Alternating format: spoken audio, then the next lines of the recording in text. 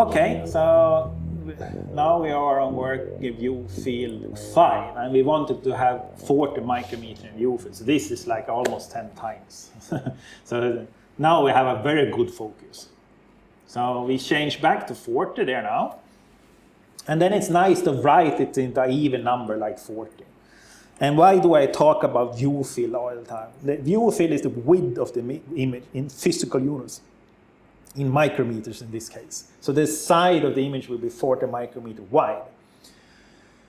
And the reason why I talk about view field instead of magnification is that magnification is actually a very weird thing to talk about in this, what shall I say, scientific concept. Because magnification by definition is the size of the image versus the physical size of the object. So that means if I take an image and then I print it in a journal, the physical size of the image in the journal is not the same as the physical size of the image on my screen. So the magnification by definition is actually different. So magnification is a very bad way of describing how zoomed in something is. View field is a much better, because 40 micrometer view field is 40 micrometer view field no matter where you print it. All right, so we can remove the small window. So now if we want to scan this image now, we can configure different scanning parameters. So if you go to the menu on top there called SEM, we have something called image parameters. Click on that. And this window has, you go from top to bottom. First it says the live and says 1 by 1. You can change the aspect rate of the image. Sometimes you have a very thin and narrow sample, then 2:1 can be efficient, but today we want to do 1:1. That means a square. Then we have the size in pixels of the live window, 512. We want that to be small because that gives us a higher frame rate. If we choose as a, what shall I say, large pixel size, everything becomes sluggish, and we always try to avoid that. But in the save image, we want to have a higher resolution. So here it says 1500 now. We can try 2000 there, for example. And then we come to the averaging section. And as I said earlier, gray means disabled and blue means it's on. So now it's enabled, it's gray, that means it's off. So we don't do any averaging. And then if you click on the one that says save, it says frame accumulation, line accumulation, and drift corrected frame accumulation. So what's the point of averaging?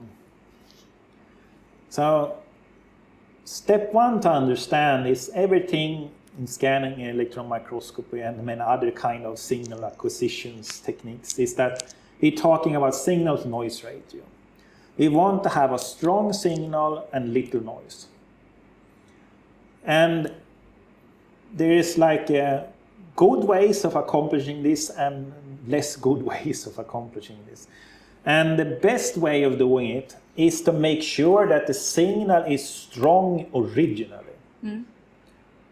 In electron microscopy, that means high beam current.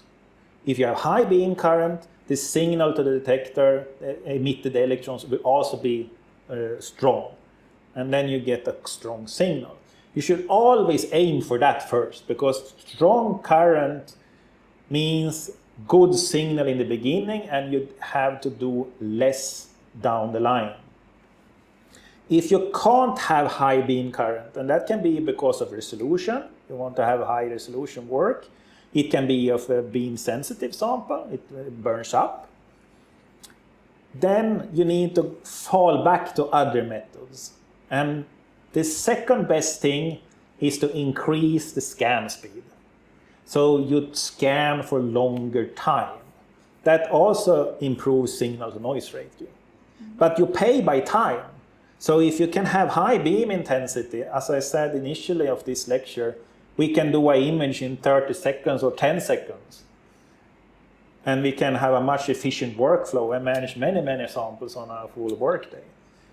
But if we need to scan long time because we are forced to work at low beam current, then we can suffer scan times that is 1 hour per image. And suddenly, instead of taking one image every 10 seconds, we get one image every hour. So it's like 8 images for that working day. So that is the second thing you want to do. But then it can be that if you have a bad sample that is charging, scanning for a long time makes it drift away. And it makes it impossible for you to scan for a long time. Then you need to fall back on the third, last line of defense, and that is integration or averaging, as it is called. That means we can do frame accumulation. We take several frames and then digitally we sum them up. That improves signal to noise rate. So if we scan, 10 images, 1 second each, the total scan time is 10 seconds. So we will have the same signal to noise ratio as if we instead would have scanned one image for 10 seconds. Yeah. But since it's scanning so fast, drift will be, of a less concern. So that is the only reason. So we don't want to do averaging if we can avoid it. And then line accumulation is that we, instead of scanning the whole image, we scan one line 10 times, and then the second line 10 times, and the third line 10 times. There are different, scenarios when one is better than the other. And I think that's outside the topic of today's lecture. Drift-corrected frame accumulation is, a more modern approach. And that is when you scan one frame, due to the charging, the next frame will be offset. So if you scan that, if you just sum them up, it still will be some smearing. So drift correction is that you digitally rematch each single frame so they line up, and then you add the data. So it's a software-based correction for that drift. But as I said in the sputtering session, when you're starting to need drift-corrected accumulations and so on, you should stop for a minute and think that why not improve the coating of the sample?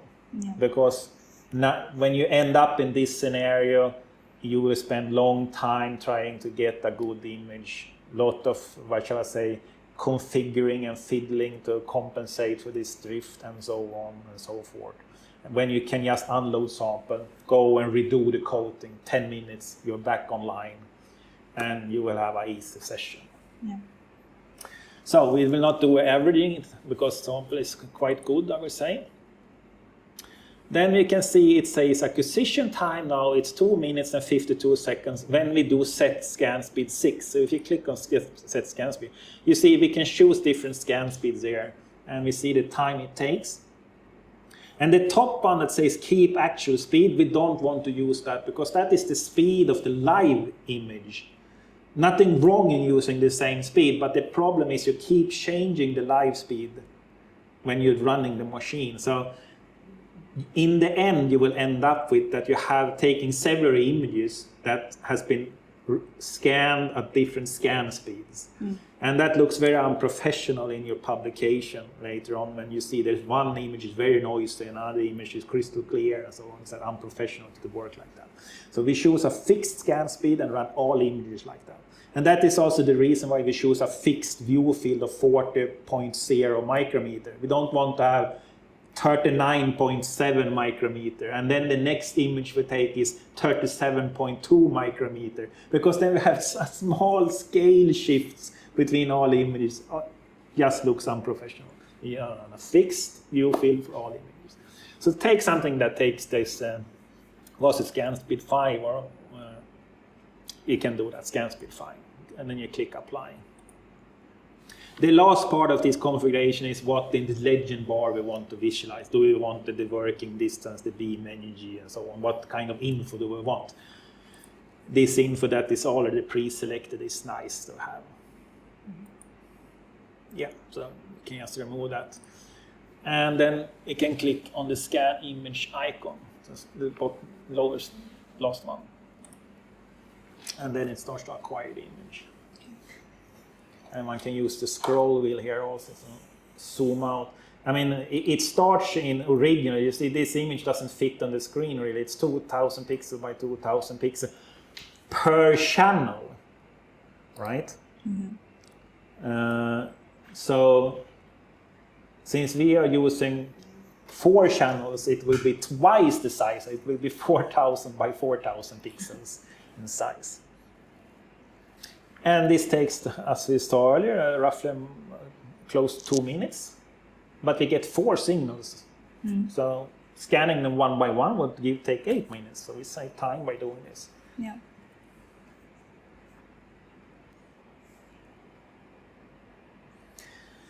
And the nice thing by in this lecture showing all 4 detectors is that it gives us some time to talk about, what shall I say, the different characteristics of these detectors. So, okay, we come to the save window dialog here. The first here, you can just write some notes. That's less concern. It's not the file name really. But one can take notes of, what shall I say, the data that we can see here. And especially the thing called pixel size here. This is the physical size of the pixel. It says 19.531 nanometer. So we cannot, at this pixel size, the resolution of the image we're scanning, and this magnification on the machine, 1 pixel is 19 millimeters squared.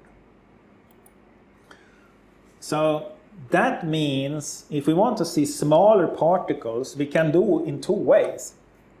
Either we scan at a higher resolution. Instead of 2,000 pixels, we scan by 4,000 pixels. Then we get 10 nanometers resolution. Or we need to zoom in, basically, change the view field. You got some name there? Yeah.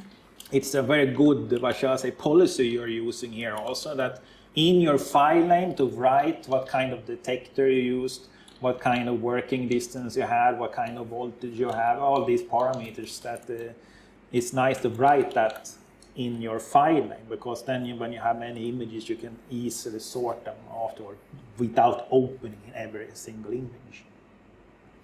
But since the pixel size in our scan image is 90 nanometer, we can go and look here now on the spot size on the machine. In our current configuration, we have 50 nanometer in spot size. So it's very good to compare, or important to compare these 2 numbers, because 50 nanometer is less than 19 nanometer. That means the information that is produced by the electron beam comes from a 15 nanometer diameter zone. And the pixel size is 19 nanometers. So all that information fits within 1 pixel. If I would have scanned with 4,000 pixels instead of 2,000 pixels, then each pixel, instead of being 19 or 20 nanometer, would have been 10. That means the spot size would be 50% larger than the pixel size. So that means if we scan by 4,000 in this particular scenario we're having here, the image is just, what shall I say, blown up. The resolution is not improved. It just, if we zoom into one-to-one zoom, the pixels will start to look blurred because the spot size is larger than the actual pixel size. Yeah. So in that case, we have to, what shall I say, change beam intensity, for example, in this case, or change scan mode to get a smaller spot size of the beam. And without changing anything, if you click on spot size there, you can choose that hack also. Then you see you can actually change the size of the spot size. Mm-hmm. So if you write 0 there, write 0 and click enter. Then you can see what you're doing then is you're asking the machine, give me the smallest spot size. The beam current that corresponds to the smallest spot size. And then we see that the beam intensity index is set to 10.23. And initially I said that the smaller beam index you have, the higher resolution you have, but it was not always true. Mm-hmm. So here we see a perfect example that beam intensity that creates the smallest spot size is actually 10 in this particular configuration, not 1. Yeah. That is actually good. I mean, we have a higher beam intensity. If you change this to 1, we see the spot size became 8.5. That's almost twice half the size Yeah. of what we had 15 before. Change beam intensity to 1 now, and then we can compare what that says. You see, it's back to 15 now. Mm-hmm. So it's not always the case that lowest beam intensity gives you the highest resolution. Yeah. So you can go back to 16, which was the thing that we wanted to.